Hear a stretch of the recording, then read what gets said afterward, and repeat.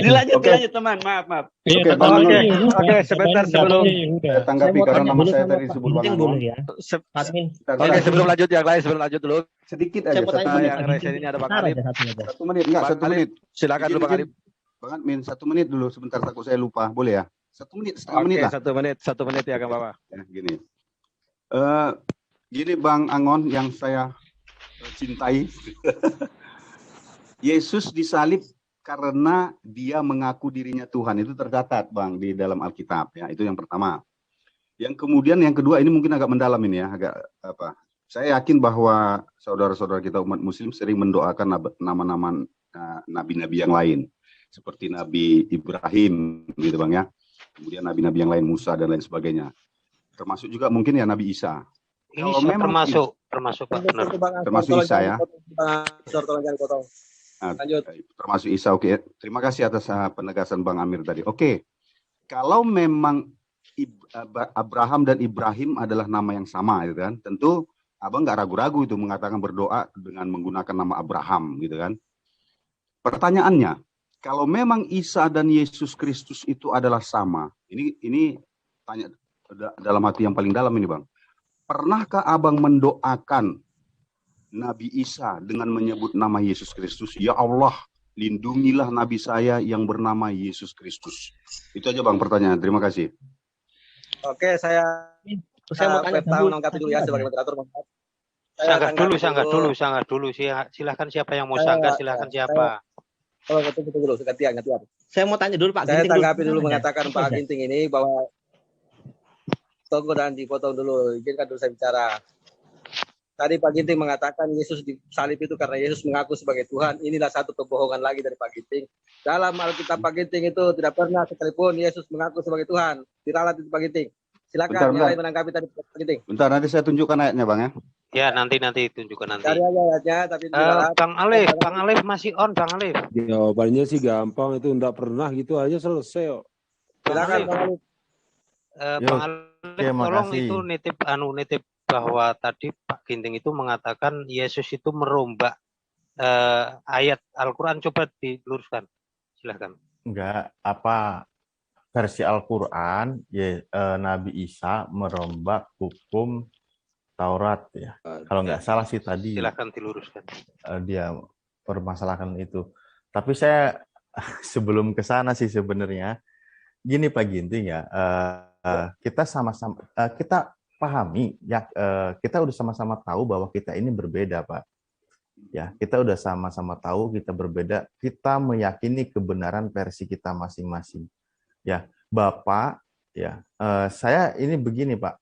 Saya mengatakan versi saya itu yang benar, versi Bapak yang salah. Tapi saya tidak akan terus mempersalahkan Bapak. Bagaimana cara membuktikan kebenaran itu? Yaitulah di ranah diskusi, Pak. Dalam berdiskusi tanpa ya memojokkan, menghujat atau apapun itu. Poinnya kan di situ, Pak Ginting ya. Bapak juga jangan mengatakan dua-duanya benar, Pak. Ini karena nggak ini juga sih menurut saya gitu.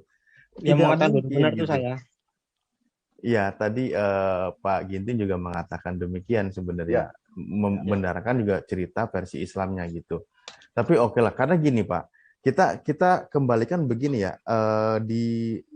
biar tidak ini kan maksudnya gini, saya sambil share screen ya,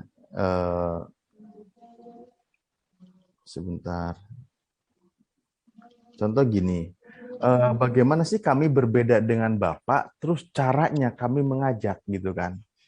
Jadi di sini kan kami mengajak baik-baik, ya, mengajaknya itu kan Al-Quran, mengajaknya itu baik-baik bahwa katakanlah Muhammad, ya, yang diteruskan oleh kami sebagai umatnya, wahai ahli kitab, marilah kita menuju kepada satu kalimat pegangan yang sama antara kami dan kamu, bahwa kita tidak menyembah selain Allah, ya.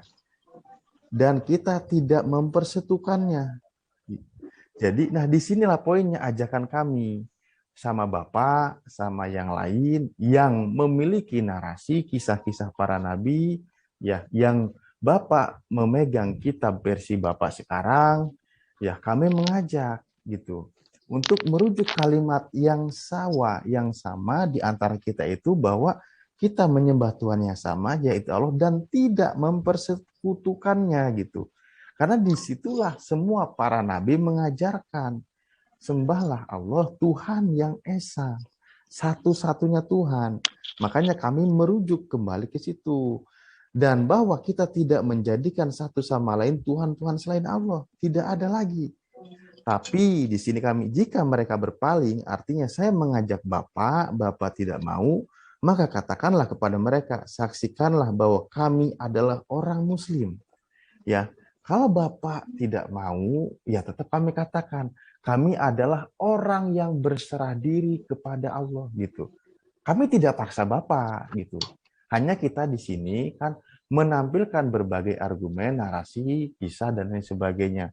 Itu hasil akhir ayat ini sebelum kita ceritakan di atas, karena mengenai kisah-kisah Nabi Isa, Nabi Hud, Nabi Ibrahim dan sebagainya. Kan di ayat 562-nya dikatakan sungguh ini adalah kisah yang benar. Tidak ada Tuhan selain Allah dan sungguh Allah Maha Perkasa, Maha Bijaksana. Sampai ya sekeras-kerasnya itu diajak bermubahalah masalah pembuktian gitu. Kita kan tapi tidak sampai ke sana. Ya, karena di sini ya di Al-Qur'an itu yang tegas mengatakan, tidak diceritakan di kitab lain, bahwa Nabi Isa keajaibannya itu seperti penciptaannya itu seperti Nabi Adam. Sama-sama melalui proses dengan firman-Nya. Nah, sementara Bapak mengatakan bahwa dia itu firman itu sendiri, sehingga menjadikan posisinya sebagai Tuhan gitu. Makanya Al-Quran ini menceritakan, meluruskan informasi-informasi yang berubah di ajaran-ajaran Nabi Isa itu sendiri. Begitu kurang lebih. Terlepas dari Bapak terima atau tidak, kami tidak paksa. Kami juga tidak, istilahnya. Kami hargai gitu, pilihan Bapak itu kami hargai.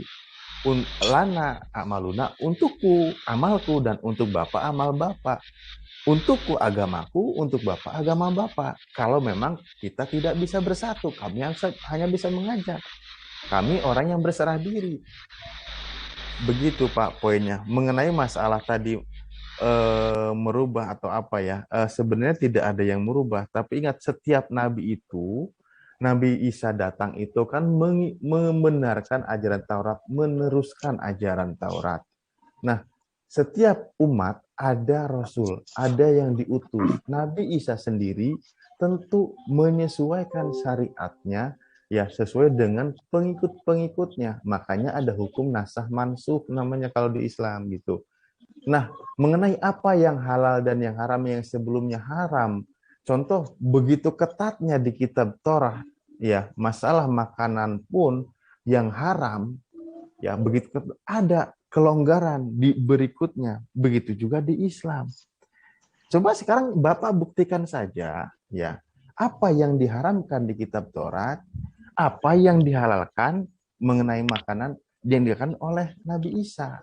Silakan cari juga di kitab Bapak gitu. Itu aja, makasih. Oke, terima kasih Bang Alif pencerahannya. Saya masih juga agak penasaran dengan Pak Ginting sendiri yang berbeda dari Kristen yang lain ini kan, yang selalu ngotot dengan masalah perbedaan di situ. Nah, mungkin yang saya ambil kesimpulan sedikit aja, ini kelemahannya di sini Pak Ginting ini tidak bisa menerima bahwa Yesus itu adalah Nabi dan tidak bisa membuktikan bahwa Yesus itu adalah Tuhan. Itu aja perbedaannya. Silakan silakan Pak Ginting kalau menanggapi. Oh Pak Ginting, apakah Pak Ginting saya mau tanya Pak Ginting, apakah Pak Ginting ini pendeta atau yang ikut debat dengan Pak Zulkarnain? Siapa? Pak Naik ya? Enggak Bang, enggak.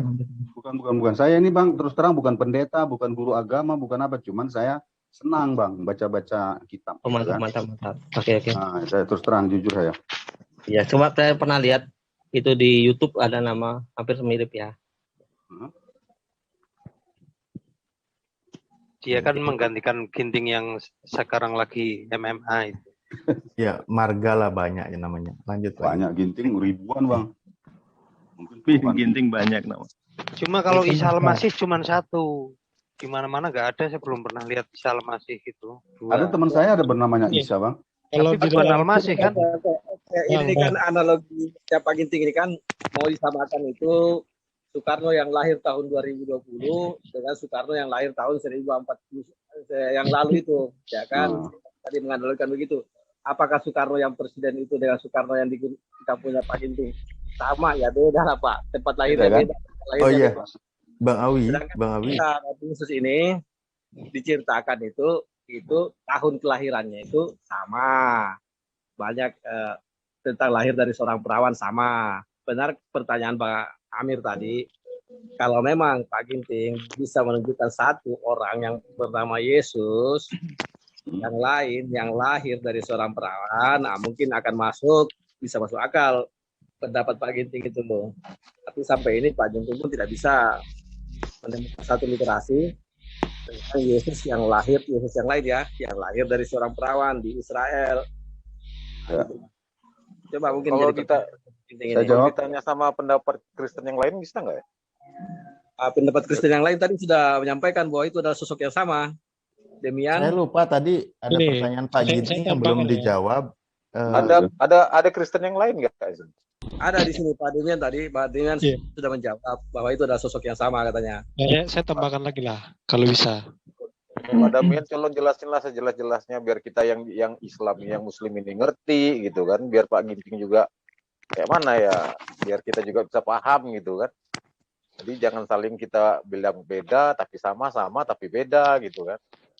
Itu kayak Pak Zul itu kayak Kalau Zulfikar. kita melihat dari Quran sendiri, itu menceritakan Isa Al-Masih itu ada dua versi.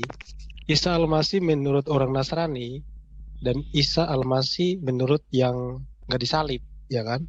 Jadi Quran pun menceritakan Isa Al-Masih yang ada dua versi gitu lah. Jadi apa namanya sama seperti contoh yang tadi saya berikan kan. Tapi merujuk dari kisahnya tadi kan ujung-ujungnya kan tahu juga kan ini Ya, nyambung betul. ceritanya, nyambung karena dia diserupakan akhirnya disalib gitu kan. Iya, Ceritanya maksudnya juga dari gini, kecil. di Quran itu Nyambung. menceritakan ada Isa Al-Masih yang diimani bahwa dia tidak disalib. Ada yang kemudian diluruskan bahwa dia tidak disalib tapi diserupakan gitu kan. Jadi secara tidak langsung itu menceritakan dua sosok loh. Satu Ya, sosok yang mempunyai histori yang berbeda gitu kan. Bukan itu nyambung di sini ceritanya. Memang di Islam itu tidak mengakui Isa itu disalib, Isa itu diangkat kan, diangkat sampai Kalau sekarang Isa Isa itu Al-Masih menurut nggak pernah orang mati. Nasrani, kalau Isa Al-Masih menurut orang Nasrani yang diceritakan dalam Quran gimana? Disalib nggak?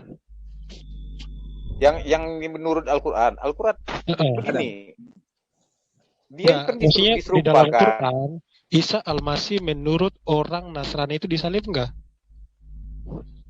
Enggak disalib. Enggak Ya, disalib. enggak kan. Jadi Enggak. di sini ada berapa? Kira-kira di sini ada dua histori dari Muhammad yang meluruskan kisah ini dan juga pandangan orang-orang Nasrani yang diceritakan dalam Quran yang dimana mereka itu nggak percaya bahwa Isa Al-Masih itu nggak disalib. Isa Al-Masih itu disalib. Benar nggak? Enggak, itu ada ayat di Bible itu nyatakan bahwasanya Isa itu enggak disalib. Loh, di mana? Karena yang disalib itu adalah orang yang menyerahkan. Mana ayatnya di Pakai ayat toa mana? ya Bang Firman. Coba itu buka ayatnya di sana. Kalau nggak salah di Lukas apa di Matius itu ya. Bahwa saya ceritakan saya ingat ayatnya bunyinya seperti ini. Kaget tadi Bang Firman ngomong, istriku nggak langsung bangun. Jadi begini. Jadi dikatakan itu bahwasanya anak manusia itu sungguh akan diserahkan sesuai dengan apa ada yang tertulis. Tetapi celakalah manusia yang menyerahkannya. Jadi di situ yang celaka itu manusia yang menyerahkan. Bukannya di sini justru Yesus menjelaskan bahwa dia akan disalib, tetapi orang yang menyerahkan dia untuk disalib itu yang celaka. Iya. Nah, artinya dia mengkonfirmasi sebelum dia disalib, dia itu sudah mengatakan bahwa dia akan disalib. Ya kan?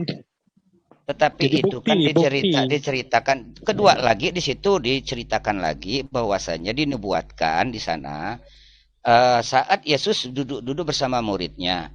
bahwasanya di antara kalian akan ada yang menyerahkan aku. Nah iya betul. Jadi gini, yang menyerahkan itu kan Yudas, ya kan? Yudas ini dia celaka nggak celaka gitu loh. Tapi apakah yang disalib itu Yudas? Kan enggak. Yesus kan sudah mengkonfirmasi bahwa anak manusia ini sesuai katanya tadi bahwasanya narasi daripada Al-Quran menyatakan diserupakan. Iya. Dan artinya kita bahas yang sama tadi dulu, persis ini cerita ayat. Yang tadi dulu belum selesai itu loh. Jadi Yesus sudah mengkonfirmasi bahwa sebelum dia ini perkataannya sebenarnya sebelum dia disalib loh ya. Jadi sebelum dia disalib, dia mengatakan bahwa anak manusia akan diserahkan untuk disalibkan. Sebelum disalib dia sudah mengatakan bahwa yang menceritakan itu bukan Yesus. Itu tulisan merah Pak, coba lihat. Itu di Matius berapa? Iya, itu kan perkataannya anak manusia. Memang kalau Bapak baca Alkitab misalkan contohnya saya Yesus mengatakan karena anak manusia juga datang bukan untuk dilayani, melainkan untuk melayani dan untuk memberikan nyawanya sebagai tebusan bagi banyak orang. Kira-kira Yesus kata anak manusia ini terjadi kepada siapa? Atau gini, Matius 25 Yesus berkata, anak manusia akan datang dari atas awan-awan. Kira-kira kata anak manusia ini terjadi kepada siapa? Jadi di situ ada kita merujuk lagi suatu ayat lagi prosesi dalam penyalipan. Ya, gini, ada seseorang anak muda berpakaian lenan putih. Nah, siapakah anak muda itu lenan putih? Sementara di dalam Al-Quran bahwasanya Yesus itu menyaksikan proses penyalipan. Tapi wajahnya sudah dia punya suatu mukjizat yaitu bisa malih rupa. Itu contoh. Waktu dia memang cerita di Alkitabnya seperti itu. Waktu dia di kampung Emmaus saja dia bisa merubah wajahnya. Salah Pak, beda gini. Jadi itu sejarah daripada Quran. Kalau tadi kita membahas tentang Alkitab, kata anak manusia ini adalah pengajaran Yesus kepada murid-muridnya sesuai dengan yang dinubuatkan dalam Daniel 7 bahwa Mesias itu disebut sebagai anak manusia. Makanya Yesus mengajar pun menggunakan kata anak manusia untuk menyebut dirinya. Sebentar Pak. Jadi sebelum dia disalib, dia udah mengatakan bahwa dia akan disalib. Jadi nggak mungkin diserupakan. Nggak mungkin Yesus itu berbohong. Tapi dia berkata di situ Yesus itu nggak mungkin dia berbohong bahwasanya menyatakan anak yang menyerahkannya lah yang akan celaka. Iya, memang. Iya, berarti kan Yesus selamat. Sesuai dengan kata-kata di situ bahwasanya Yesus berdoa kepada Tuhan dengan hidup dengan suatu penderitaan, maka Tuhan mengabulkan doa Yesus. Ayat yang Bapak enggak, kita konfirmasi dengan ayat berikutnya. Enggak, bukan. Kita itu dong. Harus fair. Dikecilin suaranya Bang Firman saya enggak bisa. Aja. Sekarang Bapak bacakan ayatnya biar kita semua di sini dengar. Kira-kira yang Bapak simpulkan itu benar enggak? Coba bacakan ayatnya. Saya membacakan suatu ayatnya. Coba kalau mau tidur, salam. Kita artikan bahasanya tersebut. Ayatnya itu enggak perlu diartikan, Pak. Itu kan jelas itu.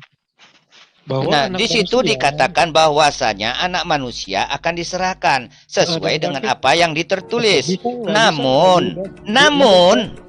Namun katanya. Tapi Yesus itu tidak bicara Yudas di situ. Iya, bukan bicara Yudas, Pak. Oke, sebentar dulu, Bang. Dengan Pak Julia, tolong stop dulu, bentar. Saya apa dulu? Yudas bangkit nggak pada hari ketiga? Demian, stop dulu, Demian. Selamat malam, Bang Bobson. Selamat malam. Oh ya, terima kasih sudah masuk. Ini mungkin nanti akan berikan pencerahan juga. Ini kan ada perdebatan nih tadi antara Yesus dan Isa. Apakah satu sosok yang sama? Di pihak Muslim kita ini kan itu meyakini itu adalah satu sosok yang sama, meskipun gambaran ceritanya ada berbeda di antara dua kitab. Namun ada salah satu teman Kristen kita di sini, sahabat Kristen Pak Ginting, agak berbeda dengan Kristen yang satu lagi. Kalau Pak Demian kan mengatakan itu sosok yang sama dengan cerita yang berbeda, cuma Pak Ginting ini menyatakan sosok yang berbeda dengan cerita yang berbeda. Nah ini mungkin ada pendapat dari Pak Gobson ini untuk menengahi dulu, ya kan? Silakan Pak Gobson. Ya, saya dulu atau dilanjut dulu tadi pembahasannya? Tadi belum selesai dulu. Iya Pak Demian dulu. Silakan Pak Demian. Kalimat yang tadi dikutip oleh Bapak yang tadi itu kan jelas. Dia kan diserahkan, disalibkan. Setelah itu bangkit kan pada hari ketiga. Mana ada Yudas itu dia bangkit pada hari ketiga gitu loh. Jadi bagaimana sebelum? Bagaimana cerita ada bangkit di situ? Bukti kebangkitannya itu nggak ada karena orang yang pertama kali melihat ke batu kubur itu sendiri menyatakan mayat itu hilang katanya. Pak, kita nggak bahas tentang itu Pak, tapi kita bahas ayat yang tadi Bapak kutip. Coba baca dulu. Bukan kan di situ kalau itu skenario Tuhan gimana? Maksudnya Tuhan coba begini bentar ya. Bentar. Jadi maksud saya itu begini. Coba ayatnya itu ditelaah dulu dengan benar. Setiap katanya kita amati, kita kan banyak nih. Apa sih yang dimaksud ayat itu? Coba itu dikata Bang Firman, tambah keras itu tuh suaranya. Oh, keras. Saya mau ngalahin suaranya Pak Amir. Pakai toa kok. Nah, itu coba Demian ayat berapa tuh, Demian? Yang mana Pak? Yang tentang yang tentang saya tadi yang saya katakan bahwasanya anak manusia itu akan diserahkan sesuai dengan apa yang ada tertulis. Namun celakalah manusia yang menyerahkan.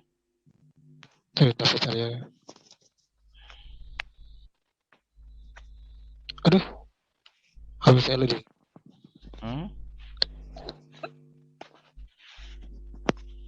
Di mana ya manusia akan tinggalin?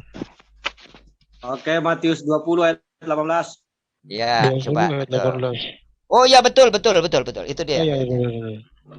Coba dibaca di share. Kita biar lihat sama-sama kita telah bahasa ayat itu.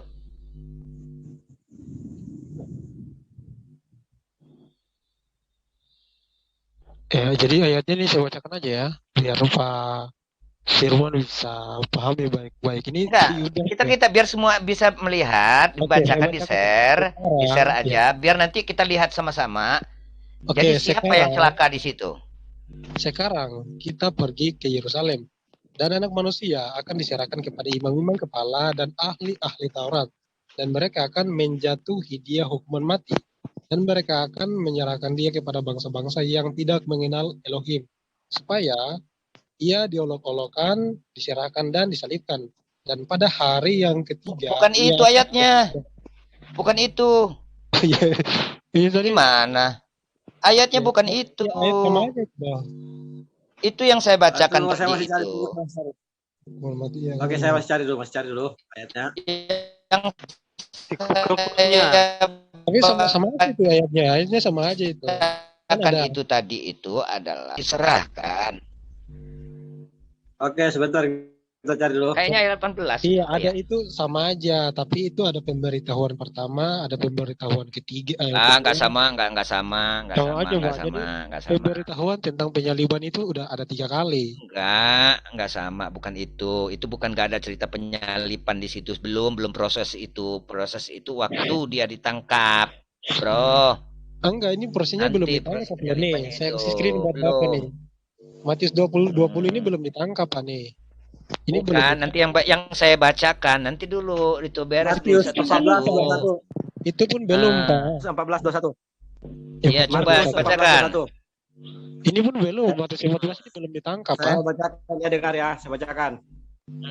Anak manusia akan pergi sesuai dengan yang tertulis, dengan yang ada tertulis tentang dia. Akan tetapi celakalah orang yang olehnya anak manusia itu diserahkan. Nah, coba lebih baik dari orang itu sekiranya tidak dilahirkan. Ya. Nah, itu Markus 14 ayat 21. Markus 14 ayat 21. Ingat itu, hafalin Demian. Nah, jadi coba masa saya rasa orang anak-anak yang anak-anak saja memahami dengan artikulasi dari ayat tersebut.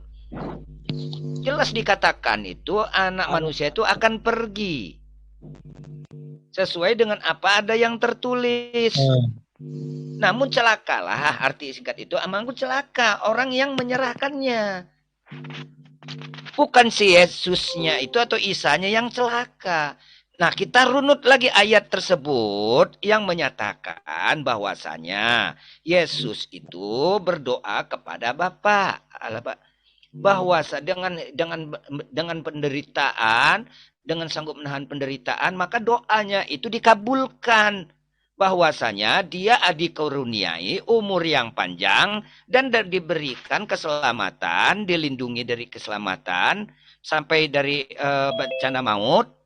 Dan dia juga akan diberikan umur panjang dan akan diperlihatkan keturunan-keturunannya. Loh, ayat itu jangan dilupakan juga. Please like, comment, share, and subscribe.